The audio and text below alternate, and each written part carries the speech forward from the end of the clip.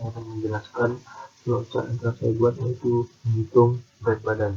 Di sini adalah pertama saya buat adalah logo terminator, yang dimana itu saya menulisnya start, yaitu memulai flowchart yang telah saya buat. Lanjut, setelah itu saya membuat logo input dan output, yang dimana fungsinya untuk mendeklarasikan jumlah data, list berat badan, list tinggi badan, berat badan ideal, dan memasukkan inputan jumlah data sesuai dengan program tadi.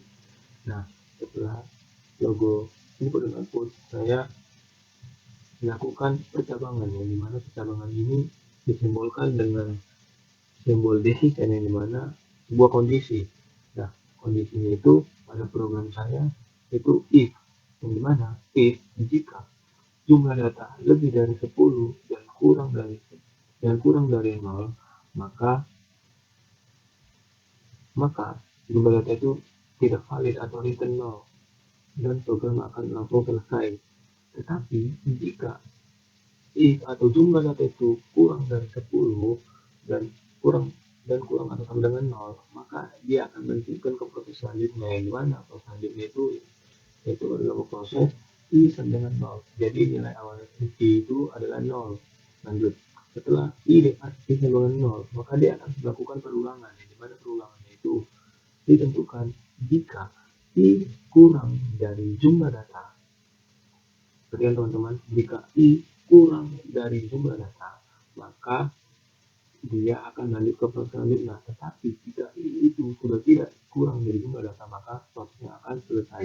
Nah, jika di sini i sama dengan 0, berarti itu masih kurang dari jumlah data. Jumlah data kan kita tadi kan 10. Nih, jumlah data harus lebih dari 10 kan. Nah, ini kan masih kurang dari 10, maka dia akan melanjutkan proses selanjutnya.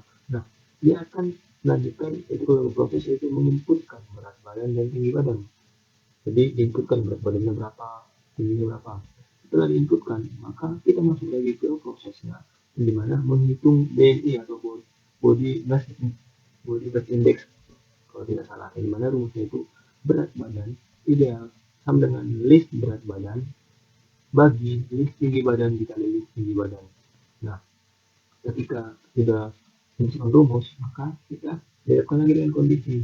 Jika berat badan itu kurang dari 17, maka kategorinya sangat kurus. Jika berat badan lebih dari atau sama dengan 17 dan berat badan kurang atau sama dengan 18,4, maka kategorinya kurus. Tetapi jika berat badan ideal lebih atau sama dengan 18,5 dan berat badan ideal kurang sama dengan 25, maka kategorinya normal. Dan kondisi selanjutnya, jika berat badan ideal lebih atau sama dengan dari 25,1 dan berat badan ideal kurang atau sama dengan 25, maka kategorinya adalah gemuk. Dan selain dari kondisi-kondisi yang telah ditentukan, maka hasilnya adalah kategori sangat gemuk. Nah, setelah kita sudah mendapatkan hasil dari berat badannya, statementnya, maka dia akan melanjutkan ke atas, dan dia akan menambahkan i itu dengan 1. Mengapa? Karena kan posisi awal i itu sama dengan 0.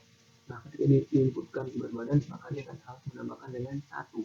Ketika dia menambahkan 1, maka nilai i berubah. Dan nilai i berubah belum sampai 10.